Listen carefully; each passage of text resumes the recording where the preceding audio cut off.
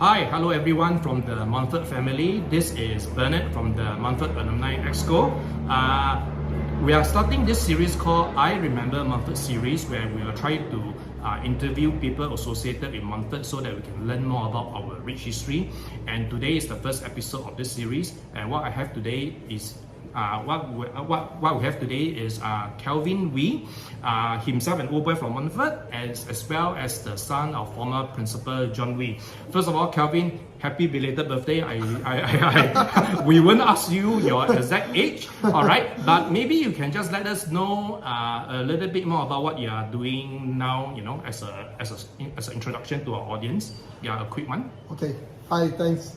Thanks first for inviting me, and so right now actually I just recently retired a couple of months in April, but prior to that I was the head of IT for German MNC, so doing logistics, and I was the regional IT head for one of the businesses. Okay, so we are now in Serangoon Gardens, and Kelvin, I understand this is your family home. This is where you were born. Maybe you can share a little bit about your childhood memory here with your family. Yeah. Okay. So yes, I was born here 61 years ago, so you don't have to. Okay, the cat is out there. Yep. And yeah, so grew up here, and definitely brings back a lot of memories. This was where I spent a lot of my time besides being in school, but I think a lot of, I literally saw the neighbors and the new neighbors and all, and the old neighbors moving out and new neighbors moving in, and yeah, definitely brings back a lot of fond memories for myself as well as the times that I had with the family, right? And my family continues to stay all around the estate. Yeah. Okay, so now we start a little bit more about Mr. John Wee's history. So I understand that he's not an old boy of Montfort, but how he ended up teaching in Montfort as his first school. In fact, Montfort is the only school that he has ever worked in. So perhaps you might share whatever you know about him. Okay. Yeah. So actually, I think that question about when, my dad was an old boy of St. Anthony's. I think that later became, it became a primary school, but I think in earlier days there was St. Anthony's was also a secondary school. And so he wasn't an old boy. How he started or went into teaching, that part of it, I'm not really sure.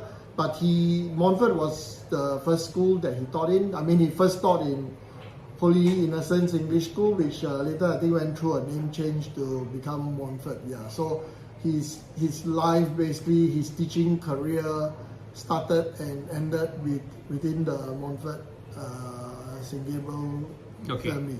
Yeah. What did he teach in his teaching career before he became principal? Any idea? He started off in the secondary school. I believe he was actually a science teacher, and so that's an interesting story as well, because he was not only a science teacher, so we had skeletons, literally real skeletons in the house, which freaked my family out, in a wooden crate, and that was what he used. So science was really his passion, and unfortunately none of us went into sciences. But so largely a science teacher in the secondary, and then later on he went to the primary school, and I'm not sure what he taught in the primary school, because when I was more aware, he was already the vice principal. Yeah. So okay, and you were enrolled in Montfort for your primary 1 education. What was the family decision behind in putting you to Montfort? Because is it more convenient because your father worked there? They can bring you to school. Okay, I'm really not aware of the decision point in deciding to put me in Montfort, but I think it would be quite natural to. I would say that it wasn't probably even there wasn't going to be a whole lot of this. It's going to be okay.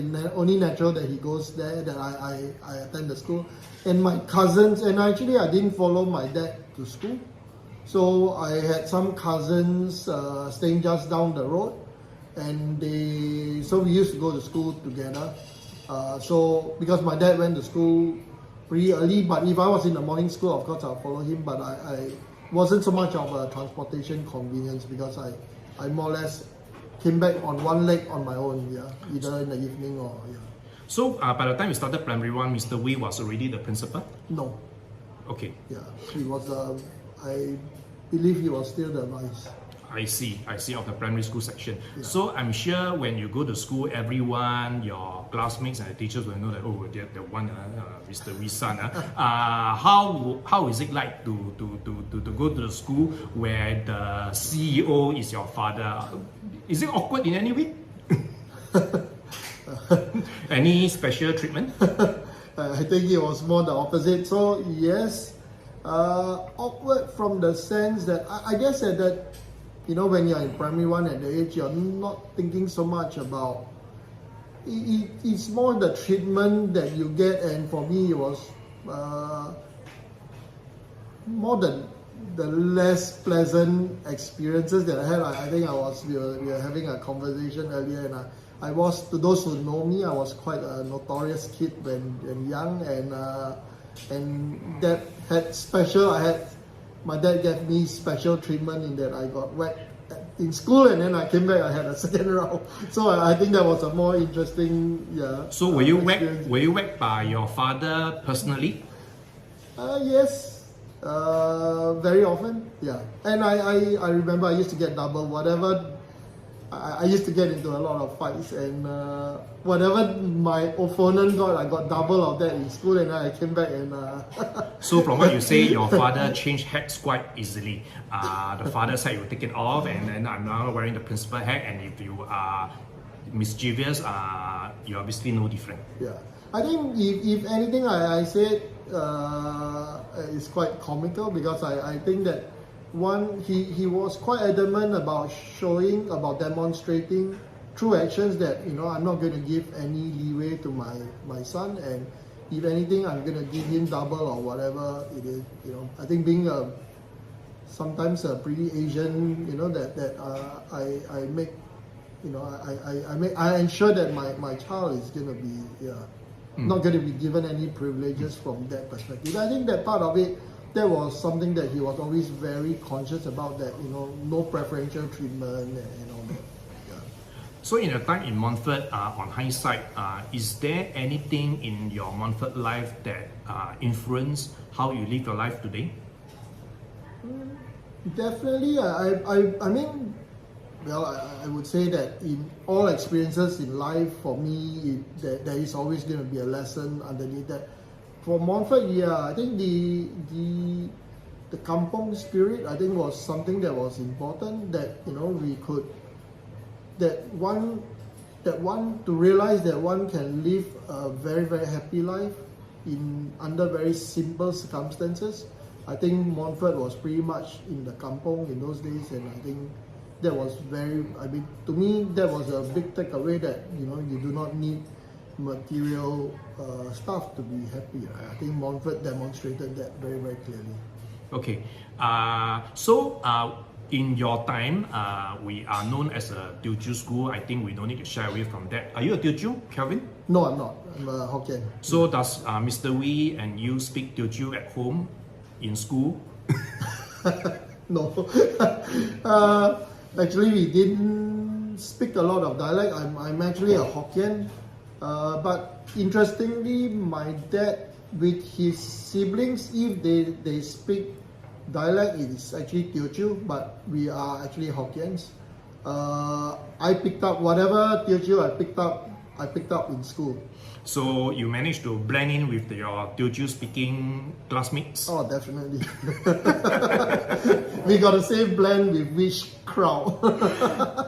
Do you really enjoy your time in Montfort? Yeah, it was, definitely Montfort was a period of life whereby I truly enjoyed myself, as mixing around with people of, at that time we didn't think about, different, didn't think so much about, different categories, if I could call it that, of life, but yeah, definitely it was a good experience mixing with different people. Okay. So what other than Teochewness, I think what also make Montfort unique is the Catholic DNA in the school. Is your family Catholic? Yes, we are all Catholic, but we are all converts. So meaning Mr. Wee is also a convert. Is also a convert. Yes, that's right. So yeah. Okay. Then what influenced him to be baptized as a Catholic? I would say that our family lived a Catholic life. We went to church, we attended novena, we said our prayers, so we lived a Catholic life other than, the fact that prior to our baptism, we couldn't, take the Eucharist. But, so other than the important Eucharist, it was a bit of a formality, because we were living Catholic lives, although we were not. And I think this is him being, it was interesting to say that, him being the first principal of a Catholic school, and he wasn't a Catholic at that point of time. So interesting. That's an interesting point. So, meaning to say that Mr. Wee was appointed a principal at a time when he was not a baptized Catholic yet. How did that come about? How did the school reach that decision? Are they comfortable that a non-Catholic should head the school?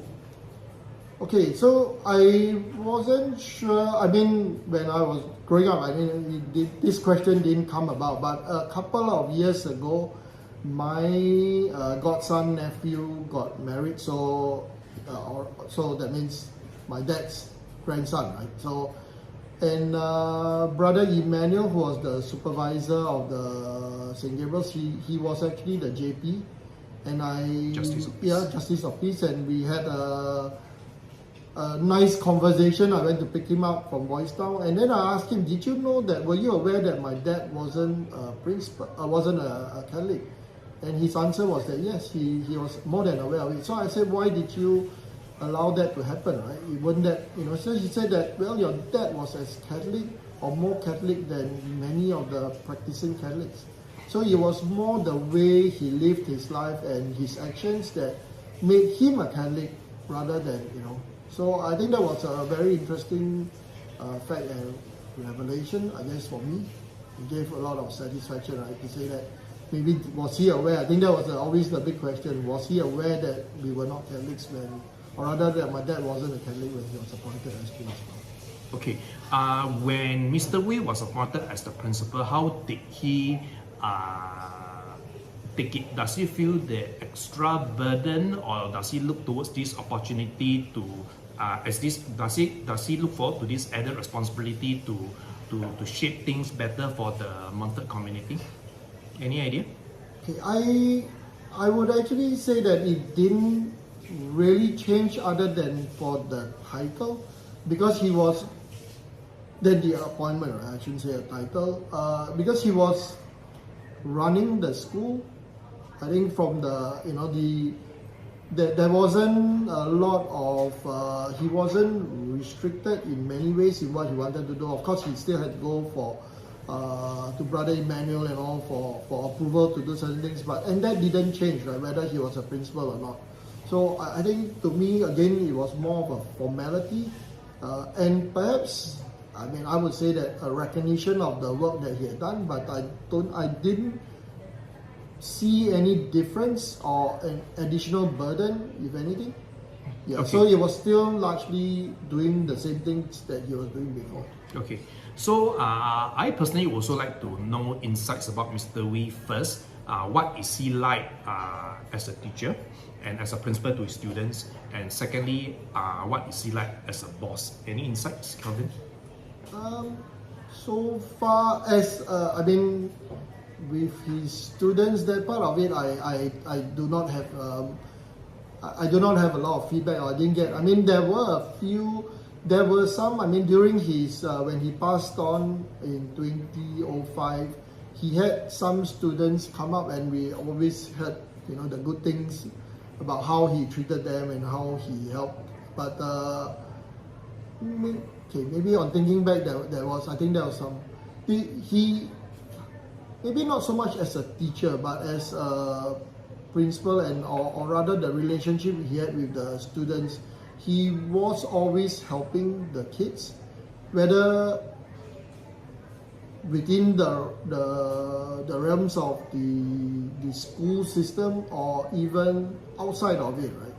Like even financially, giving money to the kids, whether it's pocket money or this one, helping parents out, because he always saw he always had parents who will come to him with their issues, and then he will with their different challenges, and he will always be there to offer a solution.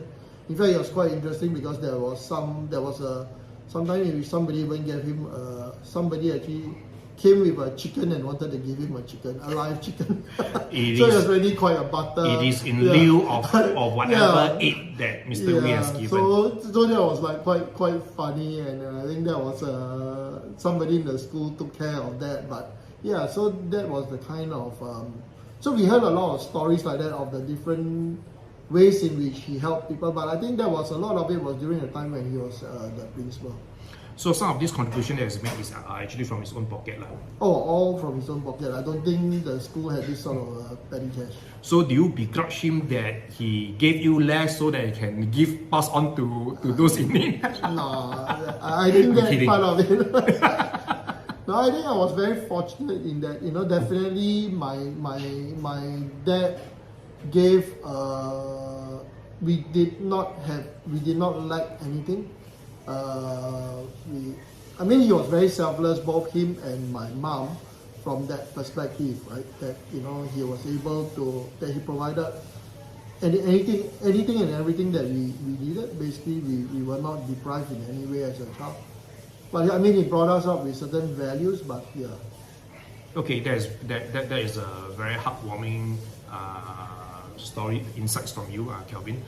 Maybe just learn a little bit more about any particular teachers in Montfort that sort of move you? Yeah, and in what ways? I would actually say the one that had the biggest impact on me directly as a teacher would actually be 𝙍𝙚𝙢𝙚𝙧. So he was my primary 1 teacher, and definitely very fond memories of how he, first day in school, how he calmed everybody down. There were crying kids, people coming in with different baselines, educational baselines. I think in those days, many came in without even knowledge of the alphabetical system and all. So he was able to bring everybody, he left nobody behind. I think that was actually important. That's very nice to hear. Okay, Kelvin, when Mr. Wee was still the principal in school, do you have any sense in your family about Mr. Wee's impact on the students? Okay, definitely we had throughout. We definitely were aware of that he was doing a lot for the students and their families. Whether it was to help them get into the school, I think that was. We have a neighbor here that always remind that whenever we see her, she always talks about the fact that my dad helped get her son into school, and so we have a lot of stories like that. But I think a lot of the deeds that he did we became more aware of it during his wake, when we had many of the people who came to pay respects came, with very different stories that we were not aware of, about what are the things that he did, how he, could be from things like, a child being sick, him sending them home to financial support in certain ways, helping them, we were definitely not a rich family or in any way, but just helping them in the different in the little ways, and a lot of it was also he provided a lot of emotional support. Even I think someone actually during the week actually talked about how the person was going through some marital challenges, and my dad became even counselor for that, and in the end the marriage actually managed to turn it around, and they were happy. There was one in which a very young man came, a young boy actually came with a very old grandfather, and the grandfather insisted, I think he was probably in his late 80s or 90s, to come and pay his respect to my dad because of something that my dad did for him. Yeah. So I think a lot of it came about only during his wake. So while we were aware of, we used to make fun of or rather a relative used to make fun of the name, of the fact that he should be called a saint. But yeah, I think a lot of it came about during the wake, and we realized the extent of of his actions and how it has influenced the life of others. So teaching is Mr. Wee's only job, and Montfort is the only school that he has worked in till his retirement. How much Montfort meant to him? Is there any personal perspective? Definitely, Montfort was everything to him, and I think if I were to look at it and say Montfort was his identity to a large extent, and this is something that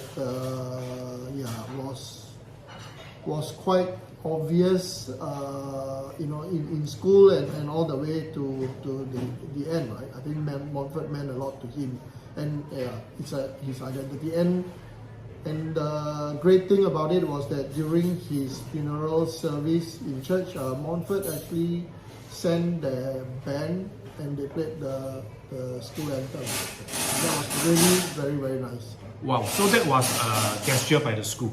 That was a gesture by the school, that's right. I see. It must have made him smile from above. Yes, definitely. I think that was something that the family appreciated very much, and we knew definitely that it was something that was great. Thanks, Kelvin, for giving me the time and the pleasure to interview you and to be the first guest on I Remember Montfort series. I think we couldn't hear enough. I think we could be here all day. Yeah. So to our followers, thank you for watching. We hope that this is interesting to you and give you some personal snippets of Mr. Wee's life. You can like our post. If you have any further questions, you can leave your comments below, and we'll try to get Kelvin to answer for you. We won't let him go so easily. Once again, thank you so much, Kelvin, for your time. Yeah, okay, and have a good day to you, Kelvin. Okay, yep. Thank you. Thanks, bye-bye. It's an honor to be here. Thank you. Bye-bye.